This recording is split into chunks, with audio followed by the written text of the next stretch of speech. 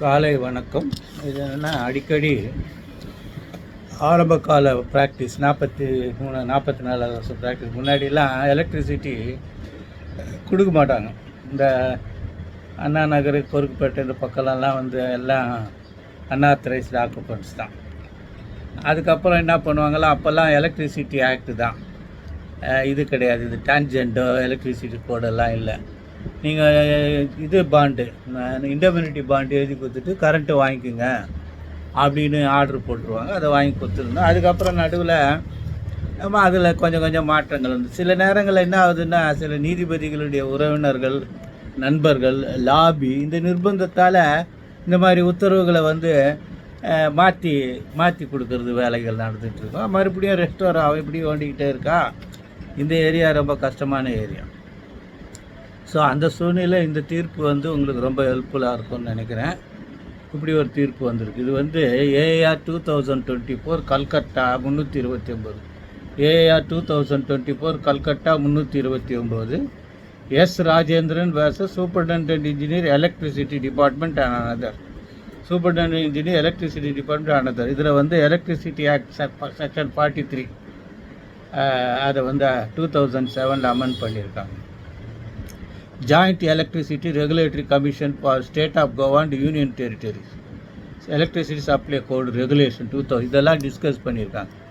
இவர் வந்து இப்போ இதில் அது என்ன, அந்தமானில் வந்து புறம்போக்கு லேண்டில், கவர்மெண்ட் லேண்டில் இருக்கார். ஆக்குபேஷன் ரொம்ப வருஷமாக ஆன்லைனில் கரண்ட்டு கேட்குறாரு, கொடுக்கல. அதனால் ஹைகோர்ட்டுக்கு ரிட்டு போடுறாரு. ஹைகோர்ட்டு கேரளா இது கர்நாடகா கல்கட்டா ஹைகோர்ட்டு என்ன சொல்லுதுன்னா, ஏற்கனவே இந்த மேட்ரு சம்மந்தமாக டிசிஷன் பண்ண 2 ஜட்ஜ்மெண்ட்டில் ஒரு ஜட்ஜ்மெண்ட்டை ஃபேவரபுளாக டிஸ்கஸ் பண்ணிட்டு ஒரு ஜட்ஜ்மெண்ட்டை டிஸ்டிங்வைஸ் பண்ணுற அபிமன்யு மஜும்தார் கேஸை ஆக்குப்பெயர் இருக்கிற டெஃபினேஷனை வந்து டிஸ்கஸ் பண்ணிவிட்டு, இந்த கேஸு இன்னொரு கேஸ் இருக்குது, அதை வந்து ஃபேவரபுளாக டிஸ்கஸ் பண்ணி இவங்க என்ன சொல்கிறாங்கன்னா, இது வந்து கோடு அந்த 2018 கோடு சப்ளை கோடில் வந்து 2.5352 ஆஃப் சப்ளை கோடு பிரகாரம் ஓனர் வந்து என்ன டெஃபினேஷன் அப்படின்னு சொல்லியிருக்கோம். இதில் வந்து இப்போ இதுக்கு முன்னாடி இந்த எலக்ட்ரிசிட்டி ரெஸ்பாண்டன்ட் எதுக்கு கொடுக்கலன்னா, நீ வந்து இந்த 5.30 கோடு பிரகாரம் நீங்கள் வந்து ஆவணங்கள் எதுவுமே தாக்கல் செய்யலை அப்படின்னு சொல்லியிருக்காங்க. இதெல்லாம் டிஸ்கஸ் பண்ணிவிட்டு இந்த கேஸில் கல்கட்டா ஹைகோர்ட் என்ன சொல்லுதுன்னா, சப்ளை கோடு 2018 அதை வந்து செக்ஷன் 50 செக்ஷன் 3.24 பிரகாரம் இந்த எலக்ட்ரிசிட்டி ஆக்ட் பிரகாரம் வந்து இது அன்ஆத்தரைஸ்டு ஆக்குபேஷனில் இருக்கிறவங்களுக்கு கரண்ட்டு கொடுக்கக்கூடாதுன்னு எதுவும் தடை இல்லாதனால பேரண்ட் ஆக்டை மீறி இந்த ரெகுலேஷன்ஸ் கோடு வந்து ஓவர் ரைடு பண்ண முடியாதுன்னு சொல்லிட்டு பேரண்ட் ஆக்ட் தான் எஃபெக்டிவ்னு சொல்லிட்டு கரண்ட்டை கொடுக்க சொல்லி உத்தரவு போட்டாங்க. இந்த உத்தரவு முழுசாக படிச்சுக்குங்க. கரண்ட்டு வேணும்னா இந்த தீர்ப்பை வச்சு காமிச்சு பண்ணிங்க. தமிழ்நாடு எலக்ட்ரிசிட்டி கோடு இருக்கா பாருங்கள், அந்த கோடு என்ன சொல்லுதுன்னு படிச்சுக்குங்க. இது ஒரு விஷயம் ஆச்சு. அடுத்தது உங்கள்கிட்ட பகிர்ந்து கொள்ள வேண்டிய விஷயம் என்னன்னா, இந்த சரிகமபான்னு ஜிடிவியில் ஒரு நிகழ்ச்சி வருது. அந்த நிகழ்ச்சியில் ஒரு குழந்தை வந்து பாட்டு பாடும்போது அதோடைய வரலாறு, அவங்களுடைய வாழ்க்கையை பற்றி விவரிக்கும்போது, அம்மனப்பாக்கன்ற ஒரு கிராமம், அதில் திண்டிவனத்துலேருந்து விழுப்புரம் மாவட்டத்தில், அது என்ன ஆச்சுன்னா, அந்த குழந்தைங்க 10 கிலோமீட்டர் டெய்லி நடந்து ஸ்கூலுக்கு போகுது அப்படின்னு தகவல் சொன்னாங்க. அதில் வந்து அரசாங்கம் வந்து அதை ஏற்றுக்கிட்டு போக்குவரத்து அமைச்சர் அங்கே போய் அதை குழந்தைங்களுக்கு அதுக்கு ஏற்பாடு பண்ணிட்டாங்க. நம்ம மகிழ்வு தரு நிகழ்ச்சி தான், அதில் ஒன்றும் மாற்றங்கள்ல. அதுக்கப்புறம் துணை முதல்வர் வந்து வாழ்த்து தெரிவிச்சிருக்காரு. இது எப்படி இருக்குன்னா, நல்ல விஷயந்தான், பாராட்டுக்குரிய விஷயம், இம்மிடியேட் ரெஸ்பான்சிபிள் பாராட்டு. ஆனால் என்னுடைய கவனம் என்னென்னா, இது அரசாங்கமாக செய்யாமல் அரசியல்வாதிகளாக செய்திருக்கிறாங்க. அரசாங்கமாக செய்திருக்கணும்னா இது செஞ்சுங்க, இம்மிடியேட்டாக பாராட்டுக்குரிய. அதே நேரத்தில் கல்வித்துறை அதிகாரி, துறை சேர்ந்த மேலதிகாரி யாரையாக வச்சு தமிழ்நாட்டில் எப்படி இன்னும் எத்தனை பள்ளிகள் அவ்வாறு இருக்கின்றன, மாணவர்கள் வந்து அதிகமான அளவுக்கு நடந்து பள்ளிக்கு காலம் தாமதமாக போகிறார்கள், கடும் வேதனைக்கு உள்ளாகிறார்கள் என்ற நிலைமையை இது இப்போ ஸ்டாட்டிஸ்டிக்ஸ் வாங்கி அதுவும் உரிய தமிழ்நாட்டில் எங்கேயுமே அந்த மாதிரி நிகழ்வுகள் நடக்கக்கூடாதுன்னு நடவடிக்கை எடுத்தால் அது அரசு செய்கிற நடவடிக்கை, அரசியல்வாதிகள் நடவடிக்கையாக இருக்காது. எதுவாக இருந்தாலும் பரவாயில்ல. ஏன்னா இந்த எல்லா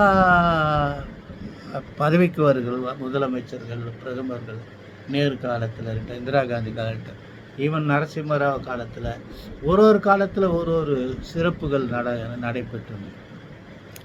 சரண் சிங் முதல்வராக இது பிரைம் மினிஸ்டராக இருக்கும்போது பார்த்திங்கன்னா போனஸ் கொடுத்தாங்க மத்திய ஊழியர்களுக்கெல்லாம். இப்படி மாற்றங்கள் அவங்களால முடிஞ்சதெல்லாம் பண்ணிட்டுருக்காங்க. இங்கே எவ்வளோ பண்ணிகிட்டு இருந்தாங்க. இந்த சூழ்நிலைக்குனால இதில் குறைகள் சொல்லணுன்றது இல்லை, நீங்கள் ஆழமாக செய்யணுன்றது தான் அடுத்தது ஒரு பெரிய விஷயம்.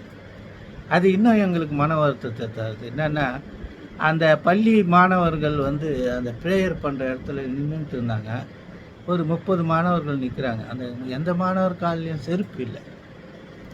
இது ஒரு பரிதாபம். அவங்க ஷூலாம் போடுவாங்க. கிராமத்தில் இருக்கிறவங்க ஷூ போடுறது கொஞ்சம் இன்கன்வீனியண்ட்டாக இருக்கும். வண்டி ஓட்டுறவங்க அழுக்குப்படாமல் போகணும். கிராமத்துலலாம் அப்படி இல்லை.